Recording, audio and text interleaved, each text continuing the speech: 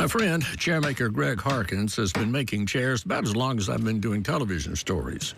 It's a good life for Greg, a life he's proud to say he has managed to live the way he wanted to. Well, basically, I have lived my life on the edge of the knife. You know, that's working every minute that I could possibly work and trying to have a little fun on top. You know, and I got very good at both of them.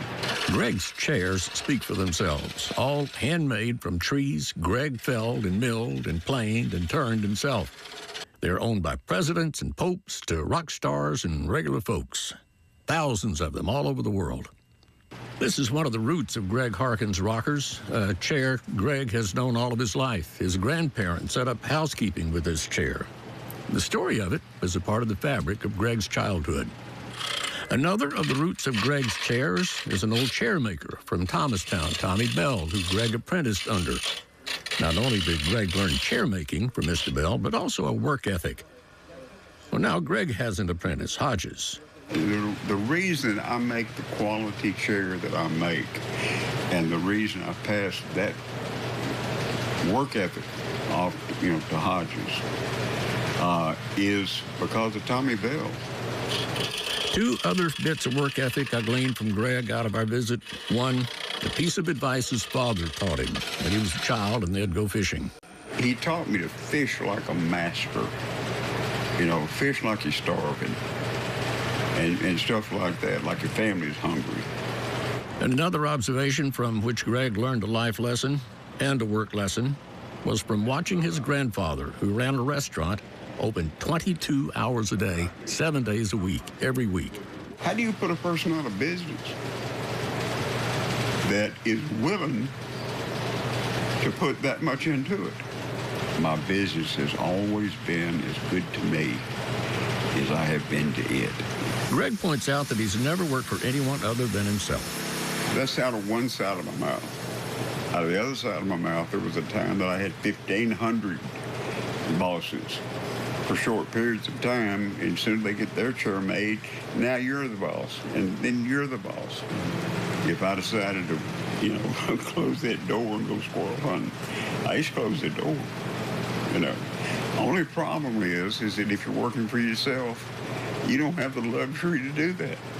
But there comes that time in life that no matter how optimistic you are and no matter how much positive energy you give off and absorb, you realize there are fewer days out in front of you than there were when you started.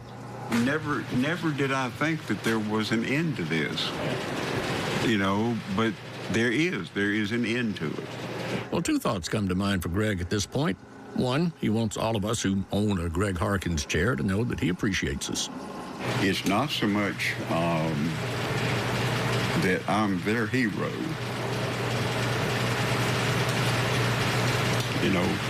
they're mine. And another thought that Greg has as he reflects. There's lots of people out there that are constantly saying, I want to get one of your chairs, the way it looks to me is they need to come on. Well, two more thoughts about Greg. The day I was there, movie maker Cotton Yancey was sizing up how to do a documentary about Greg and his chair making. Cotton says Greg's in the category of a Mississippi master. Mississippi's known for a lot of things, the blues and the arts and everything, like actors and all the fine arts. And I consider Greg one of the fine artists in this. And he's right up there with B.B. King, right up there with Elvis Presley, And then one last thought from Hodges, Greg's apprentice. Why apprentice under Greg Harkins?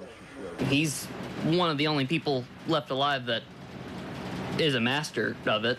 I'm sure there's somebody else, but he's the only one I'm aware of. And from this perspective, although he may not realize it right now, these are Hodges' good old days, just like Greg has his, having them because of an ancestry of master chair makers who did their craft and made sure to pass it along for posterity.